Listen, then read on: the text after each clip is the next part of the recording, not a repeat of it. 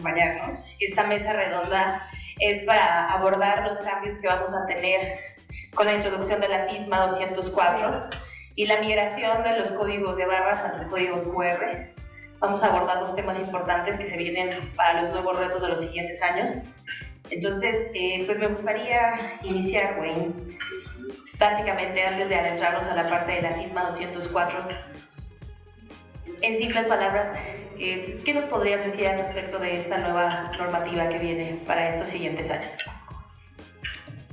Perfecto, un poco como había mencionado, es una gran transformación digital, es una estandarización de lo que son los procesos, pero está buscando desde la granja, desde el productor hasta el consumidor final o la etapa antes de eso, que sería supermercados o restaurantes, que cualquier comida que llega a esa etapa final tiene que tener la trazabilidad hasta la producción. Entonces, eso quiere decir a nivel de la cosecha, cualquier movimiento a nivel de enfriamiento, cualquier empacamiento, cualquier transformación, es decir, tomar productos, poner dos productos, manzanas y fresas, y lo hacer una ensalada. Eso está en la transformación. Cada movimiento de producto en la cadena tiene que tener eso trazado y tiene que captar qué ha pasado en el momento, en ese paso, de dónde vino y a dónde va. Y así, para que cuando ellos tratan de la razón de ser es que ellos quieren poder tener la visibilidad dentro de 24 horas de cualquier otro punto que ha sido afectado por contaminación eventual a través de esta trazabilidad. Gracias, Wayne. Sí, me gustaría preguntarte por qué es importante esta normativa para la industria. Muy bien, también ya brindó Wayne el contexto dentro de su presentación, pero hablemos de las enfermedades transmitidas por alimentos. Si buscamos un poquito más de esta información, pues vamos a ver que van a la alza. También, por ejemplo, en el caso de fraude alimentario se está brindando mucho. Aquí en México, si recuerdan, pues creo que el caso más sonado fue de Coca-Cola, que en su momento encontraron por ahí unas bodegas donde estaban rellenando los envases como tal. Pero ha habido casos que son mucho más serios, por ejemplo, leche para niños de lactancia, entre otro tipo de productos. Uno que creo que todo el mundo conocemos, pues es la miel, ¿no? Siempre que compramos miel no sabemos de dónde procede, incluso los podemos llegar a ver que vienen en envases que son reciclados, tal vez son envases de refrescos y están rellenados, ¿no? Entonces, esta normativa para mí es bastante innovadora porque precisamente busca trabajar en un punto que también es algo que se tiene que trabajar muchísimo en México, que es la concientización. Cuando empecé a ver cómo estaban hablando de la concientización en este aspecto de la trazabilidad, de que debes de tener registros, el motivar que haya una digitalización de los procesos, la verdad a mí me pareció perfecto, porque creo que en general pues es lo que nos hace falta en cualquier sector. Yo en mi caso pues veo el sector primario, pero lo veo siempre en cualquier industria, y platicando con compañeros de otros países, de igual forma pues se puede ver esta misma situación. Muchas gracias, Emi. Ricardo, FISMA 204, ¿qué repercusiones tiene en la industria del marcaje y la trazabilidad? Pues siempre que hay un cambio de esto, de norma en la industria, es una evolución, es una revolución siempre en la industria. Curiosamente, un cambio de estos suena disruptivo para la industria de impresión, en nuestra experiencia, no es bueno. Eso ya pasa en otras industrias, ese nivel de detalle y de trazabilidad. Un ejemplo muy claro es la industria farmacéutica, que además de proteger la trazabilidad de un producto, y como los que han hablado acá, también protege la piratería, ¿no? con la norma. Eso aunque en México no está adoptado al 100, para principios de exportación se sigue esa norma.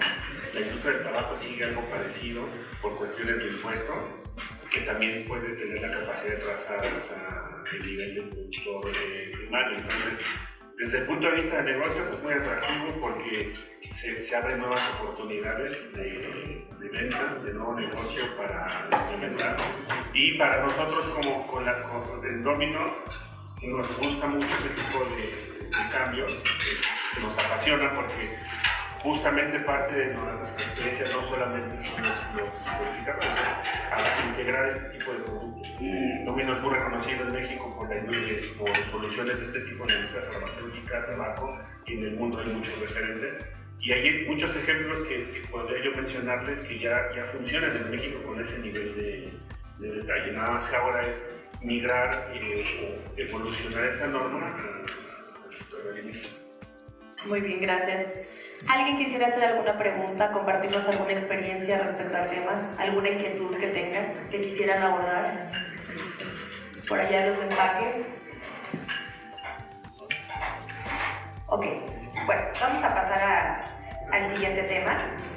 Se prevé que para 2027 se ponga en marcha el proyecto Sunrise. Es un proyecto que ya está, digamos, avanzando de manera constante en el tema del codificado de la trazabilidad, donde se pretende migrar de los códigos de barras a los códigos 2D, códigos QR que tengan mayor capacidad de obtener información y que sean pues tanto información para el cliente como para la marca. Aquí me gustaría un poquito si nos pudiera detallar más o menos de qué va este proyecto enfocado en el tema de la GC1. Claro que sí, muy bien. Es importante que ustedes sepan, bueno, hay dos aspectos para que lo podamos entender. Uno, actualmente la mayoría de los productos pues los vamos a ver con un código lineal. Sin embargo, a nivel mundial se está buscando una migración a códigos de 2 dimensiones y se están creando mesas de trabajo con los diferentes sectores y participantes, no van a dejar mentir, en los cuales pues estamos tratando de involucrar a cada uno de los eslabones, conocer, por ejemplo, en el caso del retail, qué tecnología les hace falta para llevar a cabo esta migración. Empezamos en estas primeras mesas, se hablaba de qué información es la más importante y cuál es la mínima necesaria para poder transmitir y para poder dejar ese rastro de trazabilidad. Se han hecho pilotos, no solamente aquí en México, tenemos aquí en ayuda de Domino con Cervecería El Charro y otros en otras partes del mundo con cadenas comerciales, principalmente donde por medio del código QR se busca que se pueda disminuir la merma, que es un punto que también es bastante grave y que tenemos que ir trabajando. Y el más importante que se ha llevado a cabo es en China. Ahí, en una región en específico, no recuerdo en este momento el nombre, pero fueron 7,000 empresas que participaron. Se les pidió que colocaran el código QR con cierta información y bueno, obviamente también se obtuvo la colaboración de ciertos retailers o tiendas, cadenas comerciales de esa zona, en la cual al final van a poder ver en este estudio que se lanza 2 años después que precisamente se cumple esto que buscan todos los países: cuidar la seguridad alimentaria, que es una base de la misma. Y este estudio también menciona que precisamente toda la parte de auditorías, retiros de productos se agilizan e inclusive se aumentan los reportes de alimentos contaminados porque el QR permite abrir esa puerta. En GC1, aparte de esto, de la transacción del QR, pues está buscando otro tipo de tecnologías. Por ejemplo, no sé si han escuchado en el caso del Digitalink, en el cual con un solo QR no necesitamos imprimir varias veces un QR, pues porque imagínense el costo que este implicaría, ¿no? Porque puede contener diferente información, ¿no? Entonces se busca con un mismo QR ligarlo a un software, un sistema en el cual va a permitir que dependiendo del momento en que se escanee se pueda brindar información diferente. Por ejemplo, se han estado haciendo pruebas principalmente con cadenas comerciales.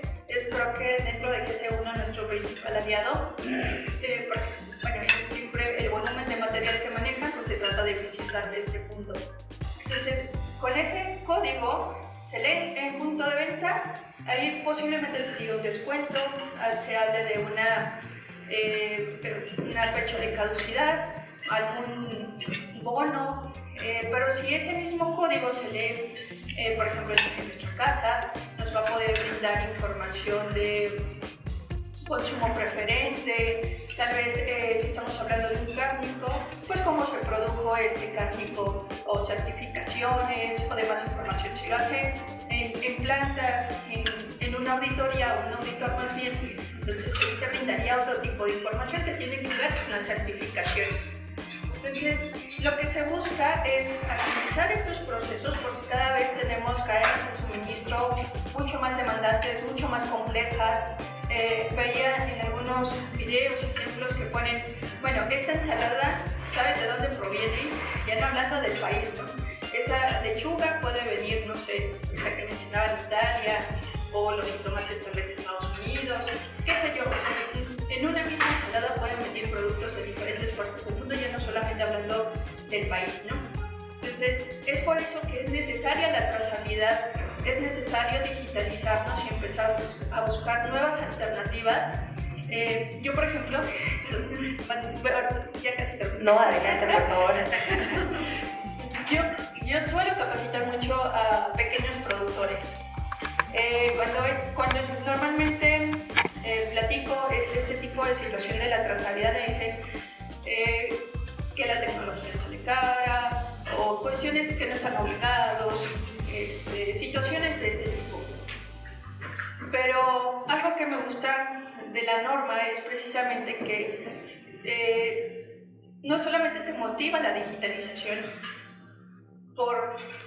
desde mi punto de vista, no solamente te motiva la digitalización por utilizarla, sino que se habla que esta misma información se aproveche internamente para evitar posibles peligros, para hacer predicciones.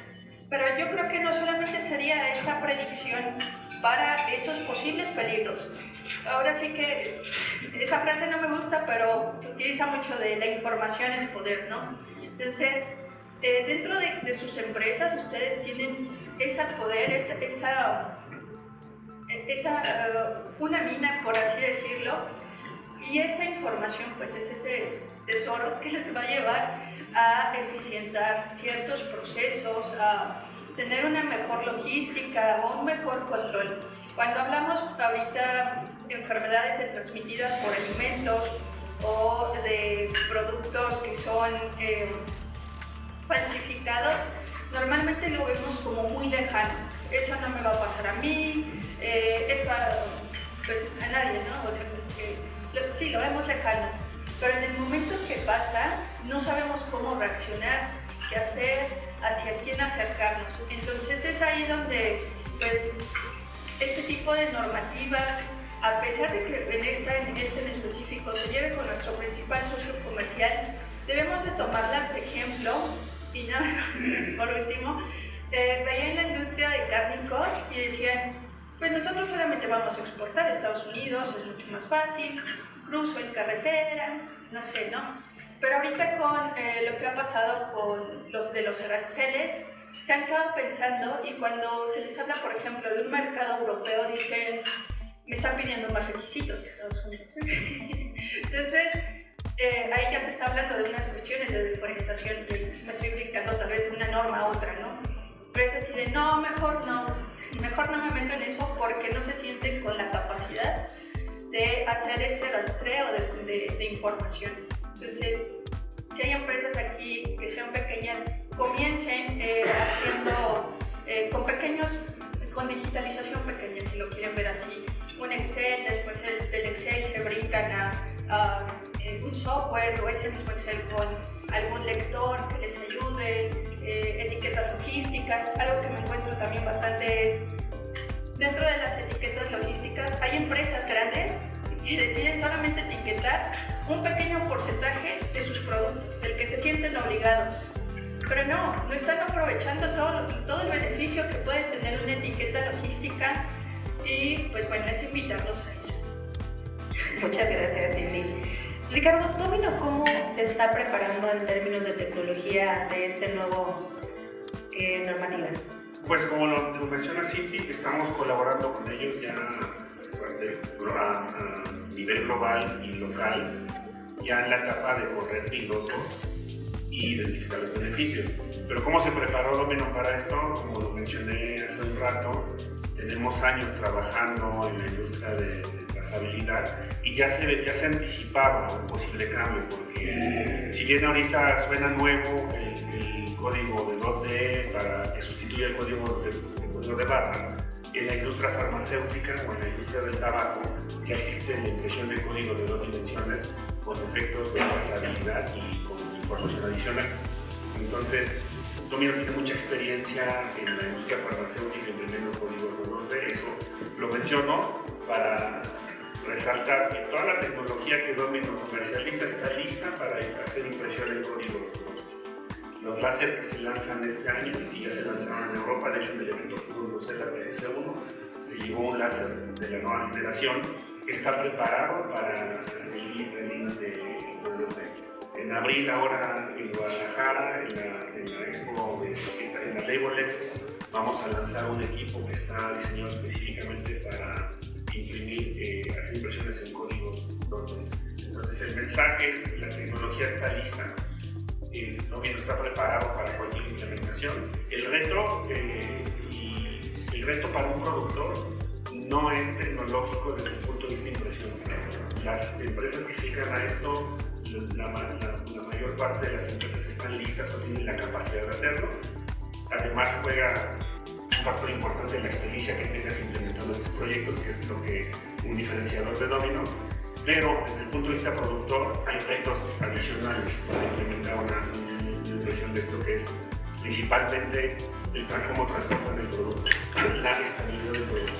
Porque un punto crítico, y de ahí deriva el que es tan importante codificar y verificar, si tiene el código 2 de 2 dimensiones, el puerto tiene un poco más de resistencia a los errores, o sea, tienes más probabilidad de lectura, pero si el producto no está estable puedes tener una falla y entonces sería muy peligroso para un productor que se vaya a un código completo con toda la información que va.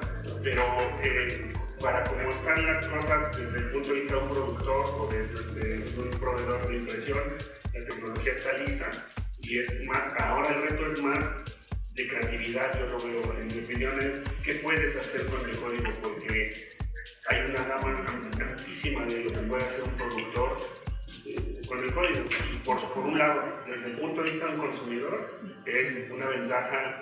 No solamente te va a dar la caducidad, te va a dar la trazabilidad, pero incluso piensen como consumidores, imagínense que van a escanear un producto, te dice cuándo se va a expirar, qué contiene, si es alérgico, ¿no? Todo ese tipo de información.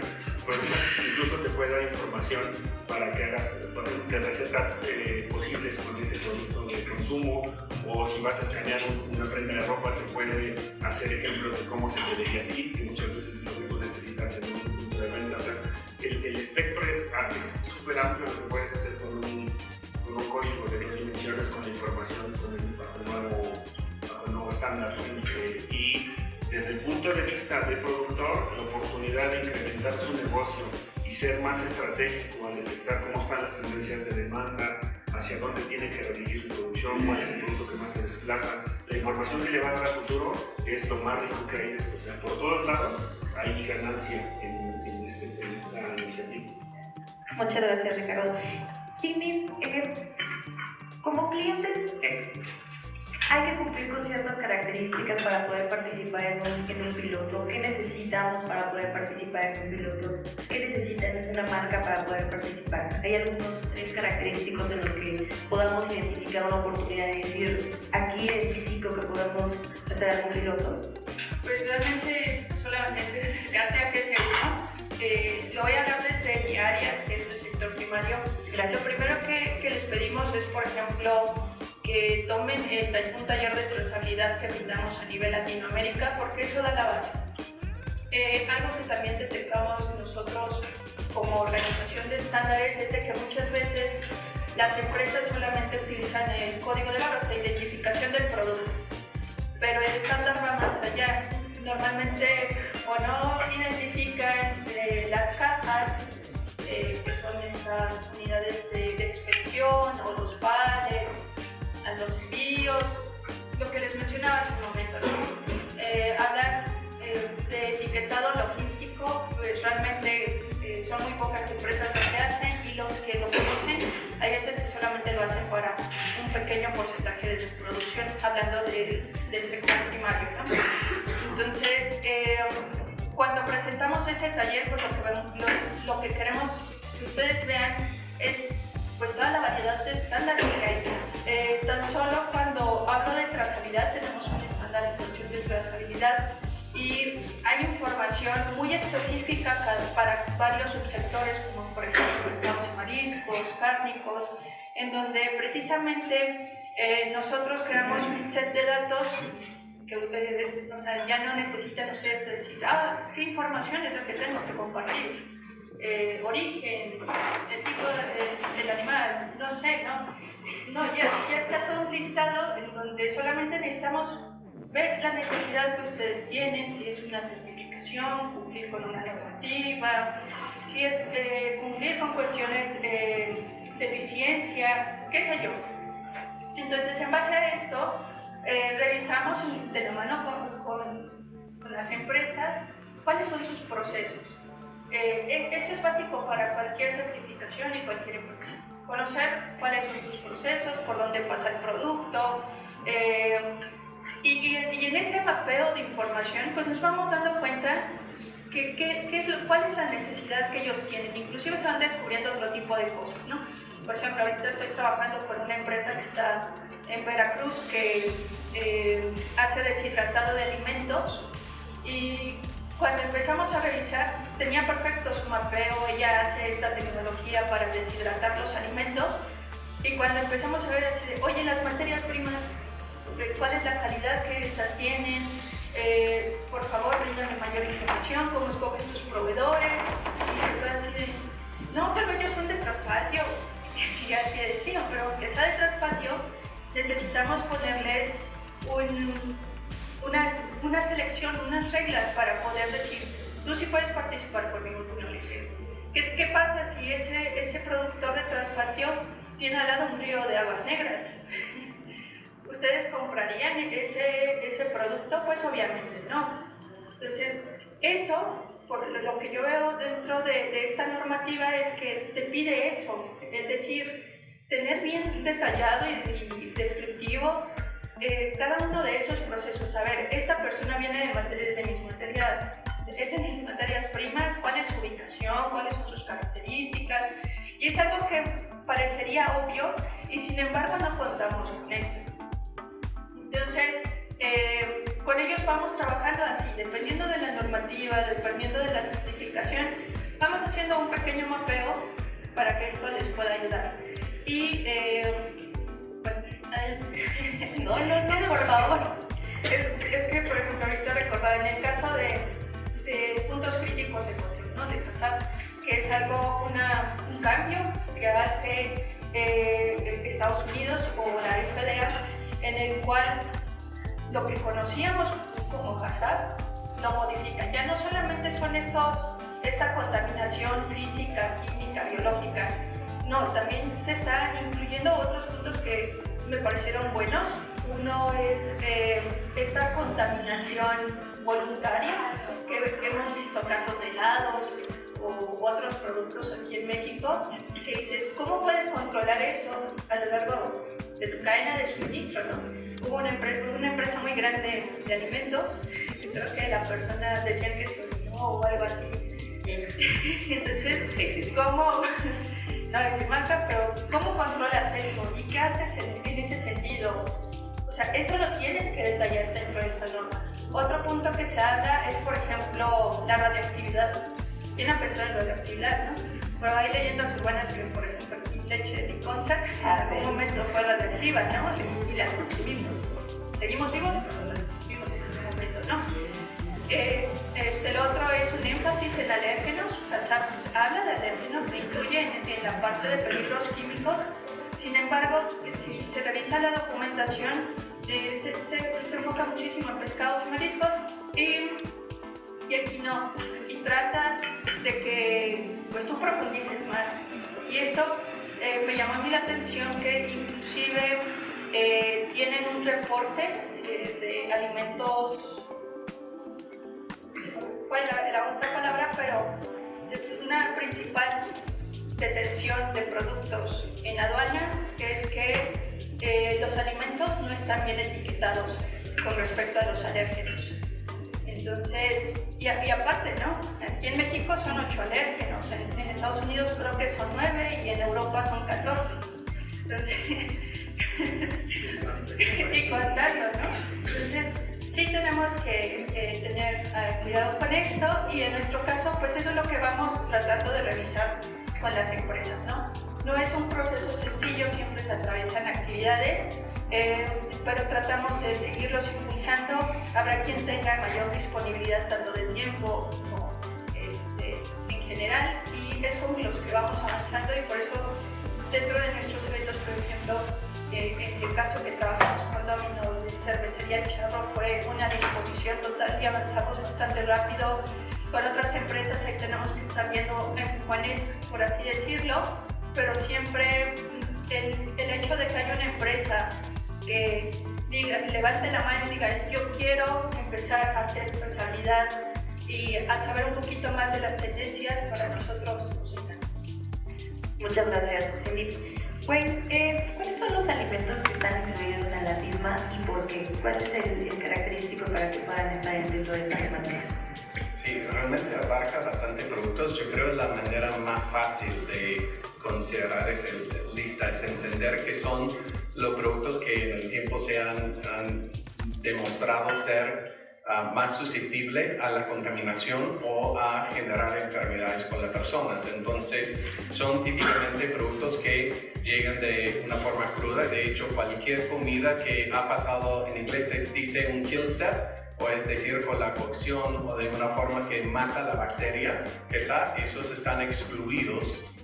Pero en cualquier, pueden ser los quesos que no son pasteurizados, no pasteurizados, muchos de los vegetales, las frutas, también a nivel de pescados, la mayor parte de los pescados. Hay una clasificación que ellos tienen en su sitio web que habla de cada uno de esos tipos de productos. Nosotros lo tomamos como un insumo inicial para el diseño, pero ya vemos, como estaba mencionando Cindy, es que hay un cambio grande en el mercado ahora. También hay mucha inestabilidad. Ese cambio de que ya necesito considerar cómo llegó a Europa, ¿no? Ellos tienen diferente clasificación.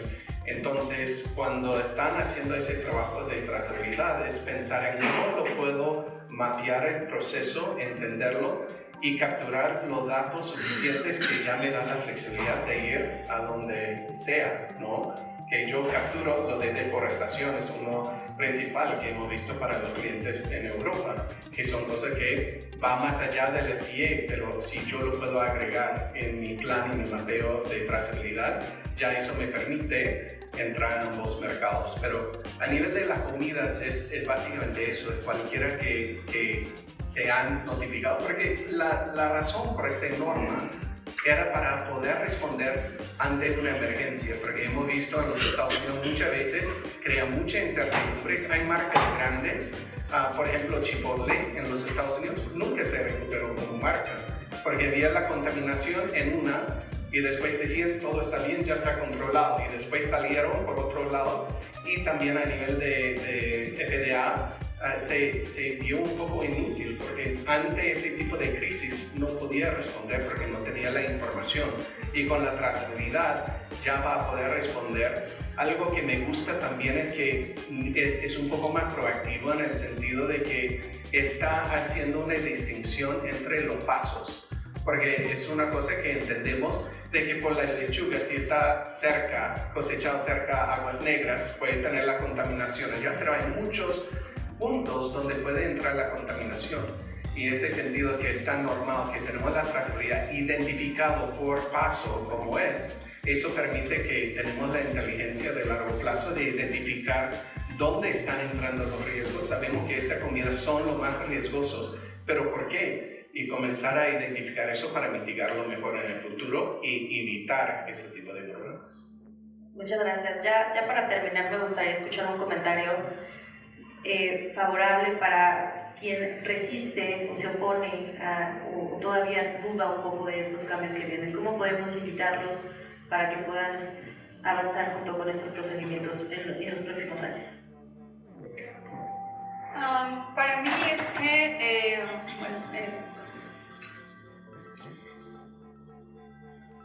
es que se me vienen como muchísimas ideas a la cabeza, pero creo que lo mejor es que lo vean que estos cambios son para ser eficientes y lograr nuevos mercados. Si lo vemos desde un aspecto regulativo, tal vez ahí es cuando ponemos esta resistencia, pero si lo vemos como un beneficio que se va a obtener en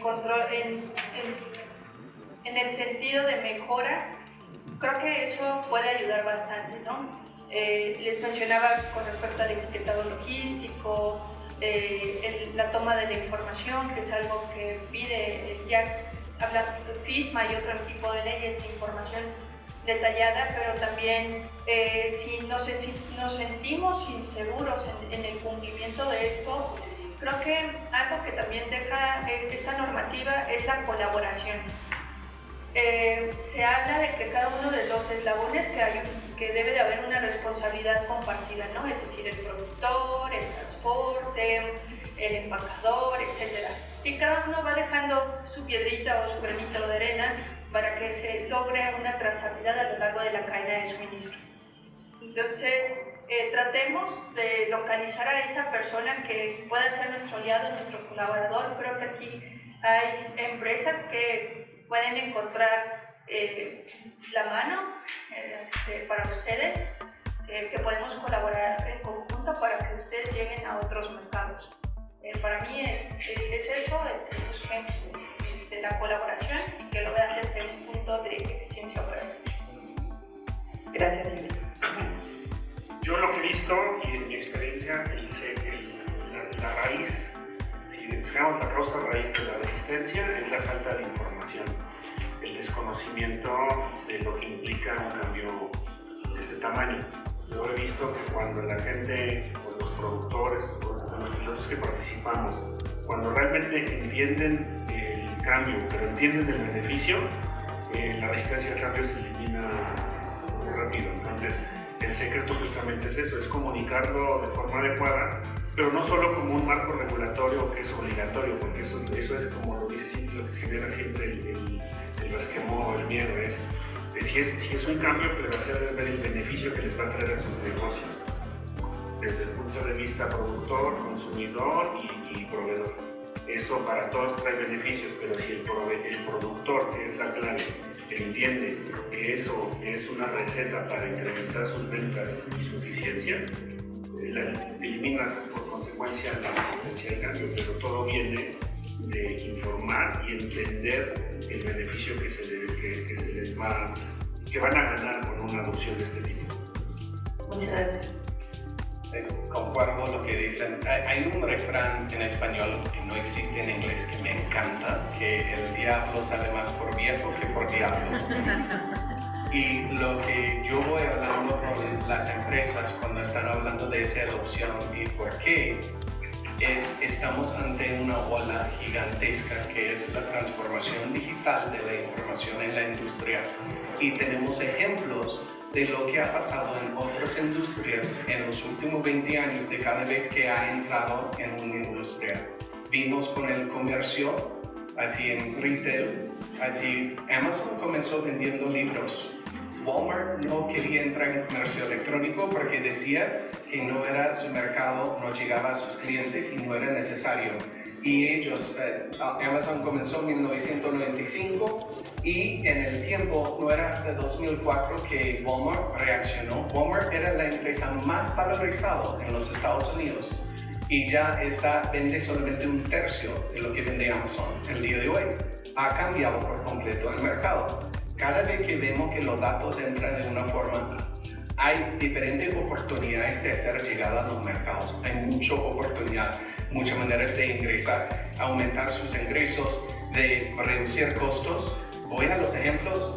lo que estaba diciendo Cindy, ustedes se deben emocionarse y estar pensando en qué se pueden hacer con los datos.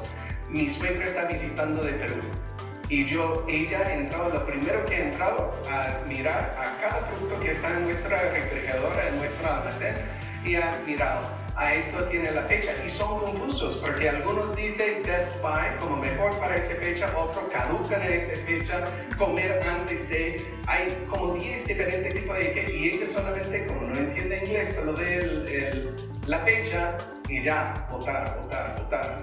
Así si yo tengo el código QR que con ese producto y en eso puedo escanear y tengo la visibilidad, la trazabilidad y que una explicación de lo que quiere decir eso, que bien para el consumidor, porque ya tenemos oportunidad para ganar los consumidores y fidelización a marcas enormes ahora, por lo que representa eso.